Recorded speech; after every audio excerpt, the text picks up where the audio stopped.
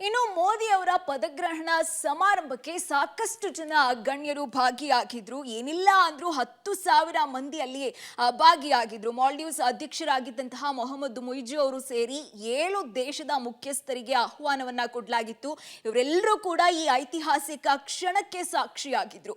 ಇನ್ನು ಪೌರ ಕಾರ್ಮಿಕರಾಗಿರ್ಬೋದು, ಹೊಸ ಸಂಸತ್ ಕಟ್ಟಡ ನಿರ್ಮಾಣ ಮಾಡಿದಂತಹ ಕಾರ್ಮಿಕರಾಗಿರ್ಬೋದು, ಇನ್ನು ಲೋಕೋ ಪೈಲಟ್ಸ್ಗಳಾಗಿರ್ಬೋದು, ಮಠಾಧೀಶರು ಎಲ್ಲರಿಗೂ ಕೂಡ ಆಹ್ವಾನವನ್ನ ಕೊಡಲಾಗಿತ್ತು. ಎಲ್ಲರೂ ಕೂಡ ಈಗ ಮೋದಿ ಅವರ ಅಧಿಕಾರಕ್ಕೆ ಸಾಕ್ಷಿಯಾಗಿದ್ರು. ಉದ್ಯಮಿಗಳು, ಸಿನಿಮಾ ಲೋಕದ ಗಣ್ಯರು ಸೇರಿ ವಿವಿಧ ಕ್ಷೇತ್ರದ ಗಣ್ಯರು ಕೂಡ ಆ ಸಮಾರಂಭದಲ್ಲಿ ಪಾಲ್ಗೊಂಡಿದ್ರು. ಇನ್ನು ಸೂಪರ್ ಸ್ಟಾರ್ ರಜನಿಕಾಂತ್ ಅವರು ಬಂದಿದ್ರು, ಶಾರುಖ್ ಖಾನ್ ಸೇರಿ ಹಲವರು ಜನ ಅಲ್ಲಿ ಉಪಸ್ಥಿತರಿದ್ರು. ಸ್ಕ್ರೀನ್ ನಲ್ಲೂ ನೀವು ಗಮನಿಸ್ತಾ ಇದ್ದೀರಾ. ಇವರೆಲ್ಲರೂ ಕೂಡ ಮೋದಿ ಅವರ ಅಧಿಕಾರಕ್ಕೆ ಸಾಕ್ಷಿಯಾಗಿದ್ರು. ಮಹಿಳಾ ದಿನಾಚರಣೆಯ ಒಂದು ಪಬ್ಲಿಕ್ ಟಿವಿ ನಾರಿ ನಾರಾಯಣಿ ಪ್ರಶಸ್ತಿಗೆ ಪಾತ್ರರಾಗಿದ್ರು. ಅವರು ಚಾಮರಾಜನಗರದ ಉದ್ಯಮಿ ವರ್ಷಾ ಅನ್ನೋರು. ಅವರು ಕೂಡ ವಿಶೇಷ ಆಹ್ವಾನದ ಮೇರೆಗೆ ಮೋದಿ ಪದಗ್ರಹಣ ಕಾರ್ಯಕ್ರಮದಲ್ಲಿ ಪಾಲ್ಗೊಂಡಿದ್ರು. ಇದೆಲ್ಲ ಗಮನಿಸ್ತಾ ಇದ್ರೆ ಒಂದು ರೀತಿಯಾಗಿ ಸೆಂಟರ್ ಆಫ್ ಅಟ್ರಾಕ್ಷನ್ ಇವರೆಲ್ಲರೂ ಅಂತಾನೆ ಹೇಳ್ಬೋದು.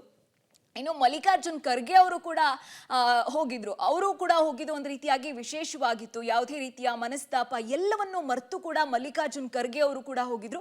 ಒಂದು ರೀತಿಯಾಗಿ ವಿಶೇಷವಾಗಿತ್ತು. 7:15ಕ್ಕೆ ಪ್ರಾರಂಭ ಆದಂತಹ ಕಾರ್ಯಕ್ರಮ ಇದು. ಈ ಕಾರ್ಯಕ್ರಮಕ್ಕೆ ಸೆಲೆಬ್ರಿಟಿಗಳಾಗಿರ್ಬೋದು, ರಾಜಕೀಯ ವ್ಯಕ್ತಿಗಳು ಎಲ್ಲರೂ ಕೂಡ ಸಾಕ್ಷಿಯಾಗಿದ್ರು. ಸ್ಕ್ರೀನ್ನಲ್ಲೂ ಗಮನಿಸ್ತಾ ಇದ್ದೀರಾ ಯಾರ್ಯಾರೆಲ್ಲ ಕಾರ್ಯಕ್ರಮದಲ್ಲಿ ಉಪಸ್ಥಿತರಿದ್ರು ಅನ್ನೋದನ್ನ.